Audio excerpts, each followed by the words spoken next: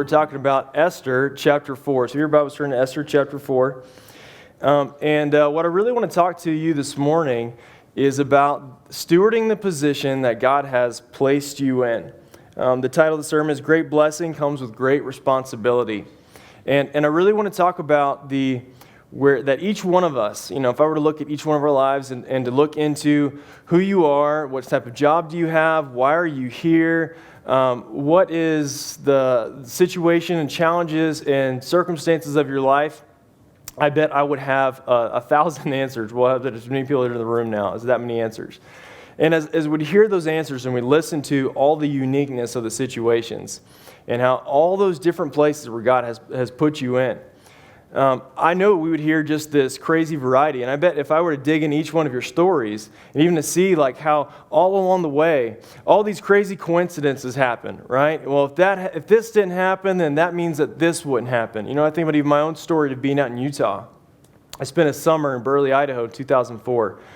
And it just changed my life. I grew up in South Carolina. My whole family, lived in South Carolina. Didn't live but maybe 30 minutes from each other. Nobody moved from South Carolina. You just didn't do that.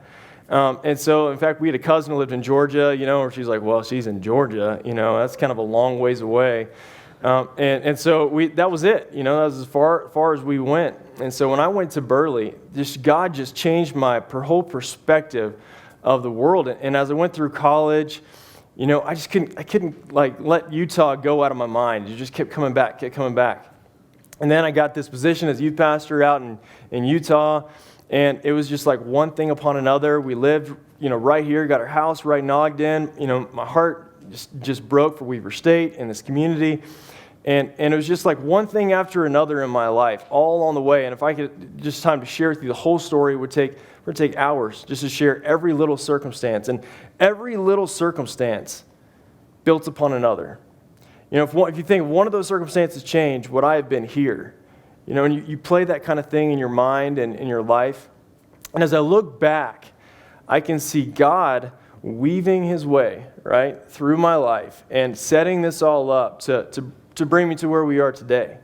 And I bet if I were to look at your life and all these circumstances that seem coincidental, that seem just out of place, that seem just all over the map, I know God's in control over the entire thing. This is a God, again, we put the stars into place. He formed the earth from nothing, spoke it into existence. The God who created it all is in control over space and time and every other bit of chaos, as we talked about last week, that we think is chaos. God's in control of it all. There's not a bit of the world, of the universe, that God doesn't point his finger, and as Abraham Kuyper said this, it says, it's mine, right? It's all God's. Every bit of it, every circumstance, every situation, all of it is God's. And how it all forms with the chaos and how all the other things that go in place about how we make decisions and how those decisions play out, all I know is that God's in control over it all, right? And yet he uses he uses you, imperfect, broken people, for his perfect work. Right? Just think about that. It's just unbelievable. It's mind-blowing to think about how God would use us for his perfect work. It's crazy. And as we think about the position that God has placed you in, some of you in this room today may be thinking, I really don't like my circumstances, and I want them to change yesterday. I'm ready for them to be done and gone and changed. Some of you in the room may be thinking, I love this life. I love everything that's about it. I love my job, I love my family, I love all this stuff. I've worked hard for this stuff. I built my own empire. I built my own life, or whatever it may be. God has given you that. Make sure there's a good understanding here that God has given you everything. And as we see our lives and we see everything about it, God has given us it all. And so what we have to see is how do we take the position we're in and how do we steward it and use it for God's purposes in his kingdom? How do we take everything we've been given, whether you think they're good circumstances or bad circumstances, good families or bad families, brokenness or, a life full of joy and happiness, right? How do we use all of that and steward it for him? Because it's not, again, the story is not about you and it's not about me. It's 100% about God, who's the main actor of the whole play. Right? We're just the support. And God uses us. He's like, okay, I'm going to put you here, I'm going to put you here, I'm going to put you here. He's the director. He's the star. He does it all, right? It's all his. And we're just a part of the deal. And so how does God use us in that capacity? And what does he hope to work through this? We're going to look into Esther chapter 4 and see some of this plays out in the book of Esther. Let's look down in Esther chapter 4 and into verse 1. When Mordecai learned all that had been done, Mordecai tore his clothes and put on sackcloth and ashes and went out into the midst of the city, and he cried out with a loud and bitter cry. He went up to the entrance of the king's gate, for no one was allowed to enter the king's gate clothed in sackcloth. And in every province, wherever the king's command and his decree reached, there was great mourning among the Jews, with fasting and weeping and lamenting, and many of them lay in sackcloth and ashes. So if you're kind of jumping into this series today, just a little background information of kind of what's going on. Well, Esther has kind of risen into power into the greatest kingdom in the world at this point in time, the Persian kingdom, and basically she was taken in and was a part of the king's harem, and she arose to the point of queen. The king liked her. For no redeeming reason other than her physical appearance and some of those things related to that. And so that was it, right? That was all it was. We don't see anything about Esther's knowledge on court matters. We don't see anything about Esther's behavior, her character, or anything like that. She was just really pretty, right? That was it. And yet God took that and he places her in this position, right? God's sovereign over the whole thing. And he puts her in this place as queen. And she's there, and Mordecai her mom and dad's died, right? They died a long time ago. Her cousin Mordecai adopted her. And so he's the adoptive father as well as her cousin. His razor took her in as his own daughter. So it's fair to say Esther's had a pretty rough childhood, pretty rough upbringing. She's gone through it, and I, again, probably can relate to that. And yet here she is, queen of the Persian kingdom. We see last week that Mordecai, one of the court officials probably, and he overhears this conversation going on where the king's eunuchs want to take the king's life. They want to assassinate him. And Mordecai, upon hearing that, he's like, Esther, you've got to tell the king. They want to kill him, save his life. And Esther tells the king, and immediately, boom, takes those two guys out, right? That's how you eliminate threats in Persia. You just take them out immediately. And then arises this other guy named Haman, who's kind of the second in command in Persia. He's an Agagite, is what the Bible says in chapter 3. Showing that he descends all the way from the Amalekites. And if you're not familiar with Old Testament history, way back when, there was a guy named King Saul, and he fought this guy, the Amalekites, and God told him to wipe him out. And the Israelites did not wipe out the Amalekites. And in fact, Saul spares King Agag and spares a lot of other things. And instead of doing that, now you see Haman as a descendant of King Agag. If Saul would have done what he was supposed to do way back when, there would be no Haman. Right? There would be no Haman in existence. This situation wouldn't have occurred. God's plans and purposes punish the Amalekites. Here's Haman in existence because of Israel's disobedience. Yet again, God's sovereign and control of it all.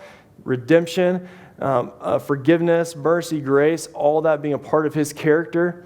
And we see that what happens now is that Haman and Mordecai have this kind of little altercation. Mordecai does not bow to honor him, pay homage to him, and Haman is ticked off, right? One, because he's not honoring him as his position, and two, he's a Jew. And knowing his history, he does not like Jews. And so instead of just punishing Mordecai and just maybe having him executed, he's going to have the entire Jewish race annihilated in one day. So he comes up with his plan before the king, and he offers him 10,000 talents of silver and says, you know what? We want to kill all these people. And here's some money to go do that. Now let's go take them out. Right? And so everybody in the Persian kingdom, all the Jews, are all just, and it says here in the chapter 4, verse 1 through 3, they're in sackcloth and ashes. They're ripping their clothes. This sign of ripping your clothes was a sign of lament. When you saw someone who ripped their clothes, it was in sackcloth and ashes. They're incredibly distressed. They're incredibly overwhelmed with what's going on around them. Right? And this was not something that was just common to Jewish people. This was common to all those around in the ancient Near East. Persians did it. Babylonians did it.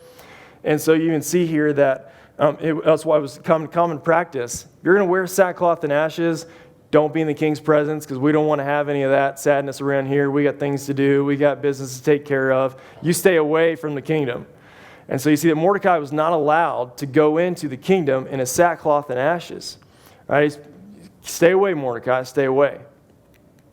And of course, he's realizing his whole people is going to be annihilated, just like that. That's the fear, right? You think about what it was like, there's allusions here to Nazi Germany, right? Can you imagine what it would have been like to live in Germany or live in Poland or live in Europe, and the Germans, they come through and they're ready and saying, all right, your friend is Jewish. He's going to be gone, right? He's going to be annihilated. Right? Just imagine what that did to kind of the community around. It was overwhelming. It was crazy. And at the time, even though they didn't really know what was going on, they realized it was bad. Right? Knowing that your entire race was going to be wiped out. These are your friends. These are people that you would go to the store, you go to the baker down the street, the butcher, whatever. These are people that you're connected with, and they're all going to be gone. All of Persia is just in an uproar, right? And that's where we are in chapter 4, verse 1 through 3. And it says in verse 3, and in every province, wherever the king's command and his decree reached, there was great mourning among the Jews with fasting and weeping and lamenting. And many of them lay in sackcloth and ashes. I want to bring up another point here, just talking in verse 3, about this particularly word about fasting. If you remember from Esther, a lot of times in the writing of Esther, it doesn't really say whether some of these deeds were good or some of these deeds were bad. And here, usually when you see the word fasting in the Bible, you usually see it mentioned with prayer. In Esther, you don't see prayer mentioned with fasting. And again, is that just something that was just missed there, just wasn't intentional to put it in there? Not sure, but there's this kind of prayer is missing. Even in fact, Esther, there's nowhere mentioned in the name of God. And we talked about that, kind of what reasons were behind that, to show God as the great orchestrator of all the things behind the scenes. Whether or not the characters, right, have done good or bad, God is still in control. And God is about God's redemption of his covenant people in spite of what they've done. Right? You just think about that, and for the sake of the gospel. That as we look out and we think about who we are and how many times we sin and how many times we've rebelled against a holy and righteous and just God, and that what we deserve is to be wiped off the planet, and instead of being wiped off the planet, he has reached down and shown his grace to us. He blesses us. Just think about that, how God would bless us while we're rebelling against him. I think about every bit of providence that I've got, whether it's the fact that I get to be a pastor, or the fact that I have just a wonderful wife and two awesome kids and a place that I love, and go on and on, friends and everything else. I don't deserve it one bit. But yet God in his grace and his goodness has given it to me because of his love for us, right? It's beyond belief. And how God would redeem his covenant people and take his covenant people and preserve them when they did not deserve this, right? If you think about it, this whole incident came because of Israel's sin of not wiping out the Amalekites way back in King Saul's time. And yet God has shown his faithfulness to the Israelites when they were unfaithful to him. It's just unbelievable. And you see this lament, you see this fasting, you see this prayer. And I think, not sure if you see the prayer, but the point is when you see something, injustice, or you see something that your heart is broken over, I think one thing, that application point, there should be a lament that takes place when you see a great injustice going on. What do you do when you see injustice around? Do you have a lament in your soul that says this should not be the case, this shouldn't happen, my heart is broken for this injustice around? What does your heart do when it comes to those types of things? Let's continue on in the story in verse 4. When Esther's young women and the eunuchs came and told her the queen was deeply distressed, she sent garments to clothe Mordecai so that he might take off his sackcloth, but he would not accept them. Then Esther called for Hathach, one of the king's eunuchs who had been appointed to attend her, and ordered him to go to Mordecai to learn what this was and why it was. Hathach went out to Mordecai in the open square of the city in front of the king's gate, and Mordecai told him all that had happened to him, in the exact sum of money that Haman had promised to pay in the king's treasuries for the destruction of the Jews. Mordecai also gave him a copy of the written decree issued in Susa for their destruction of the Jews. Mordecai also in Susa for their destruction, that he might show it to Esther and explain it to her and command her to go to the king to beg his favor and plead with him on behalf of the people. And Hathach went and told Esther what Mordecai had said. Then Esther spoke to Hathach and commanded him to go to Mordecai and say, all the king's servants and the people of the king's provinces know that if any man or woman goes to the king inside the inner court without being called, there is but one law, to be put to death, except the one to whom the king holds out the golden scepter, so that he may live. But as for me, I have not been called to come into the king for these 30 days. So Esther kind of doesn't really know what's going on here. And what's her first response? Is like, man, Mordecai, what are you doing wearing sackcloth and ashes? Like, do you realize how embarrassing this kind of looks? You can't go into the king's gate. I mean, what is going on? So she's, loving cousin/daughter and says, you know what, let's bring him some clothes, like he needs some new clothes. And this whole thing about kind of ripping your clothes, I kind of try to look up some original where that came from. Didn't find a whole lot of where that originally came from, but it made me think, if you think about how common clothes were in the ancient kingdom, it wasn't like, we've got a whole closet full of stuff. You didn't have a ton of clothes hanging around. So when you ripped your clothes, it was kind of a big deal. It made a big statement. You imagine taking an Armani suit and just kind of ripping it in half, it kind of makes a statement. Okay, wow, that's a big deal. What's going on there? Why would he rip that nice clothes, right? So you take the value and understand there's a different value placed on clothes than there is today. So here he is, and he's ripping the clothes, and she's trying to get, Mordecai wouldn't wear them. She's like, I'm sending my servant out to him. I'm going to go talk to him and see what's going on. What's going on with Mordecai, right? Why is he acting so weird?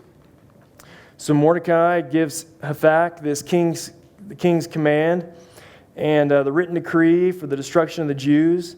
And he says, Esther, you're in this place of position. You are the queen. Go talk to the king.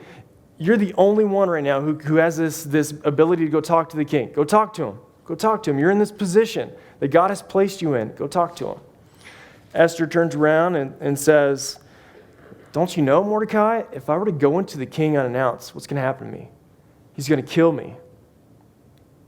And as we've seen in the last 3 chapters of Esther, if you mess with the king, there's quick and swift consequences that come from messing with the king. You do not go against the royal decrees in Susa. This was the guy who called himself the God King, right? Xerxes. He thought he was a god. You don't go against him because he would have thought that was you're going against God, right? He wasn't really God. He's just a man who thought he was, right, with an ego problem. But this was him, right? This was who he was. This was part of his nature. And he could have you killed if he wanted to, just like that. Esther is thinking about her life. She's thinking about her protection. She's thinking about her to be safe, right? And so, but as for me, I have not been called, in verse 11, to come to the king these 30 days, right? So here's the big question for us. It's kind of like this whole idea of safety, right? Esther is talking about safety for her, safety for her life. And Mordecai here is fighting for the safety of his people, right? The safety of his people.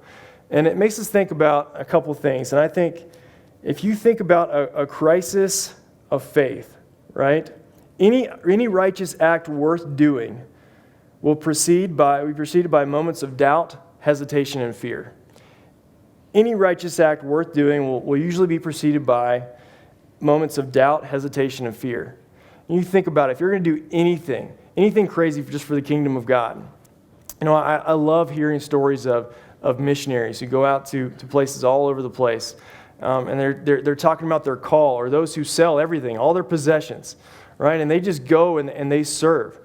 Not like that's the call for everybody, but those who do that, there's this place inside of them that says, I'm willing to follow God no matter the cost, right? When we first were starting Redemption Church, and this felt like this was something God had placed in our heart to start this church, there was fear involved in that. You know, I'd be leaving a job that was kind of guaranteeing an income and a paycheck, once a month. And now we're going to this place where we don't know what's going to happen and we don't know how this is all going to turn out. There's a lot of fear involved in that. And that not just me, but as a family, right? It's not just me I'm taking care of. I'm taking care of my wife and taking care of my kids. And there's this, what's going to happen to us, right? And I think if anything worth doing, there's going to be some of that fear involved of what's this going to be? Am I going to be safe? Am I going to be secure? Am I going to be taken care of? There's fear involved in following Christ. So what happens to Esther? Let's take a look into verse 12. And they told Mordecai what Esther had said. Then Mordecai told them to reply to Esther, do not think to yourself that in the king's palace you will escape any more than all the other Jews. For if you keep silent at this time, relief and deliverance will rise for the Jews from another place, but you and your father's house will perish. And who knows whether you have not come to the kingdom for such a time as this? Then Esther told them to reply to Mordecai, go gather all the Jews to be found in Susa, and hold a fast on my behalf. And do not eat or drink for 3 days, night or day. I and my young women will also fast as you do. Then I will go to the king, though it is against the law, and if I perish, I perish. Mordecai then went away and did everything that Esther had told him. So Mordecai warns her, you can try your best to be safe in the palace, but you're not going to be safe.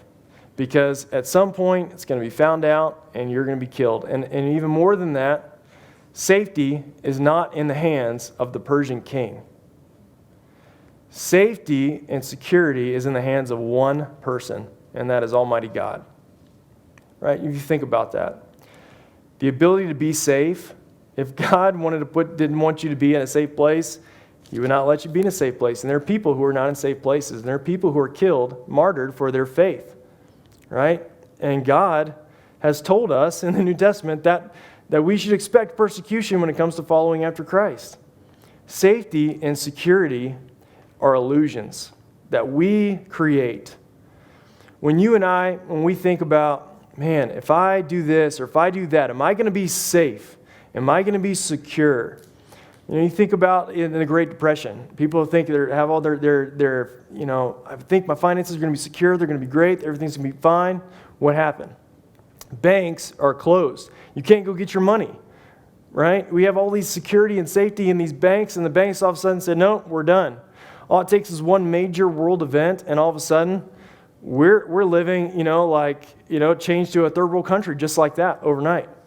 Safety and security is entirely an illusion that's wrapped up in our own ability to try to feel safe about things, and it's really entirely resting in God. And Esther and Mordecai is trying to present this to her. You may feel like you'd be safe by saving your life, but you can't save it. You don't have that kind of power, Esther. It doesn't belong to you. And beyond that, Esther says, Mordecai says, why then would this be, think about this, Esther, why would you be in this place?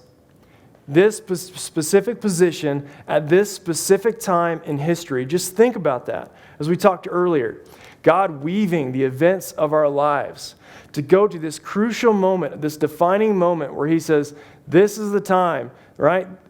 Why has God not brought you to this place for such a time as this?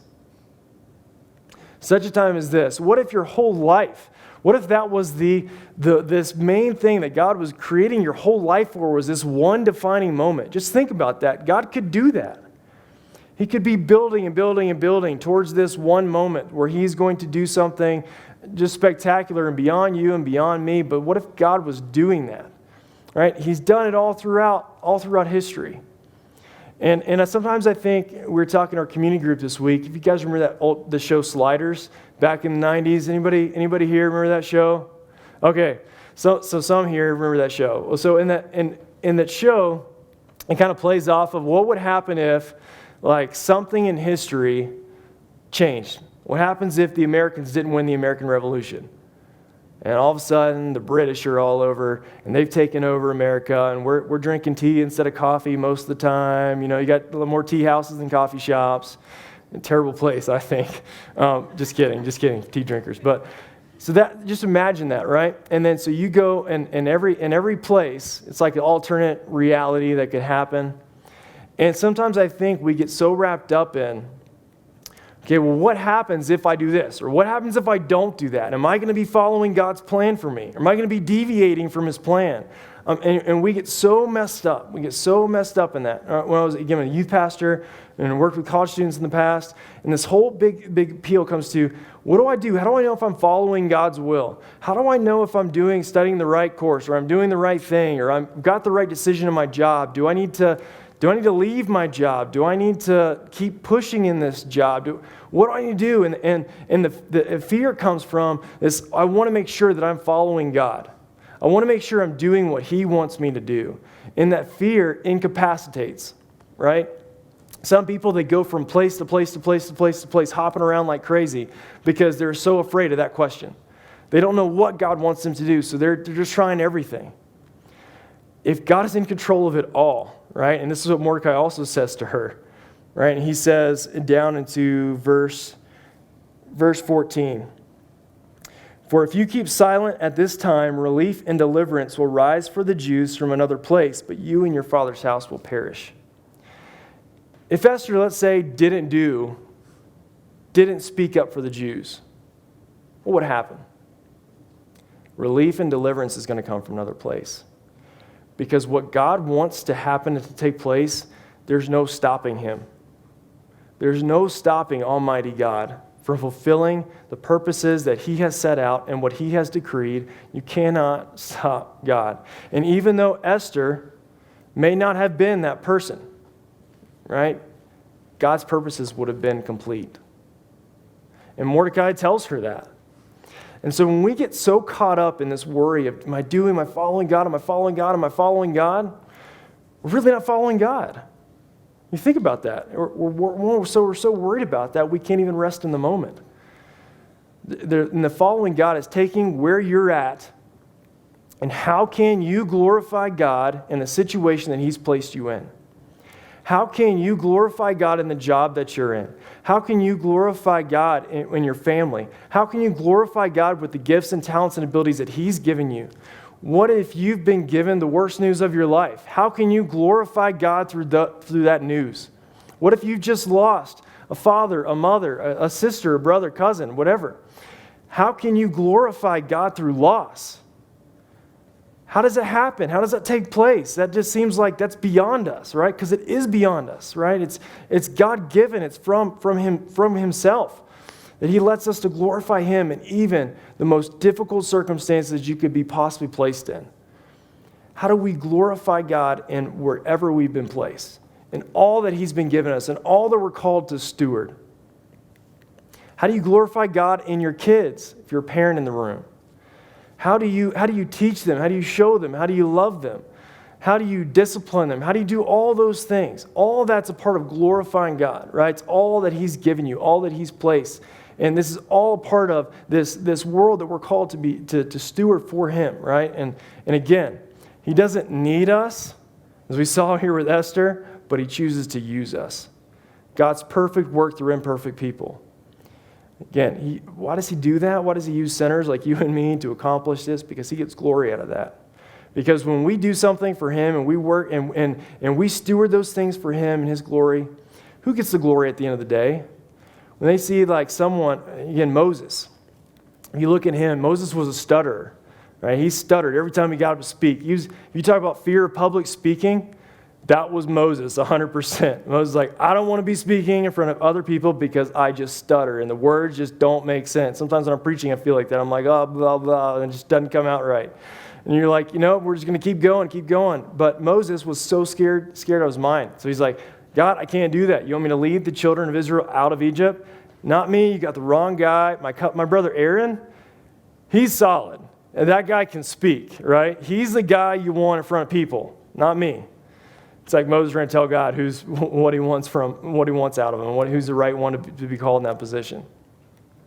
Right? But God works through Moses in this crazy ways, and he does the 10 plagues, and he does all these things, and he delivers them. He provides food on the ground. Every morning, that's like the dew that's bread on the ground for the people to eat. And he provides birds for them to eat and meat, and he provides all of this. God does it, not Moses, right? God's perfect work through imperfect people. We have so many excuses we can throw out why I can't worship God, why I can't live for God, why I can't serve him, why I can't be used by him. Those are all excuses because it's not about you, it's not about me, it's all about God. He's the center of the story. It's all about his story. He's the director. He's the main actor. He's got it all, right? And our job is just to find out how we can glorify him with what we've been given. Sometimes you try to take other people's gifts and you think, I really wish I had that. There's such a great this or such a great that. Maybe if you're your mom in the room, that's such a great mom. I'm not a good mom. Or that's such a good dad. I'm not a good dad. Or he's such a great whatever. If you work as a plumber and you feel like you just can't get it, there's a better plumber out there, right? Steward the gifts that God has given you where he's placed you because it's all from God. What does Esther do after that? As she realized, kind of comes to her senses here. Mordecai's words hit home. And she says, okay, go gather all the Jews to be found in Susa and hold a fast for my behalf. Go gather them all together. Don't eat anything for 3 days. And typically, fasting is done in conjunction with prayer. As you don't eat, the goal is as you think about the hunger, instead of being hungry, you pray. You pray that God's work, that God's plans would take place. You pray for the situation, right? God is sovereign and his plans will be worked out completely, but that doesn't mean we don't pray for those plans or pray for what God is going to do or pray for those people, the instruments God is using in place. And so I think whether or not they were praying here or not, we should pray. And it's something that goes along with any kind of major decision. Prayer should always be a part of it, but it's usually the last thing, right? It's always that one thing where you're like, okay, now I'll fast and pray because now I'm just like really, I don't know what to do, whatever. And it also shows the benefit of corporate prayer. Again, we ask you to pray for India. We ask to pray together as a body because we want to, as a body, be praying for what God is going to do through India, right? We want to pray for the people. We want to pray for the leaders. We want to pray as a group. And there's something to, as Christians get together and we pray. Jan Ling is in charge of prayer ministry. And so they go up and pray for services. And if that's something you're interested in, I know she would love to talk with you. But also just praying for each other. Anytime there's a need that comes up, and if I can or in the moment, and tell somebody I'm going to pray for you, I usually pray right then because one, I don't want to lie to them. So I'll be praying for you, and it never happens. But two, because there's something with praying for others and in the sense of intercessory prayer. And what is Esther's final result she gets to? Okay, safety, security. I and my young women will also as fast as you do. Then I will go to the king, though it is against the law. And if I perish, I perish. Mordecai then went away and did everything as Esther had ordered him. Here's kind of the heart of what it means to be a Christ follower. No matter what happens to you, Jesus is worth more than anything that could ever happen. Safety and security, I don't care. I lose everything, I don't care. Some people kind of play the game of saying, I really like this idea of Jesus.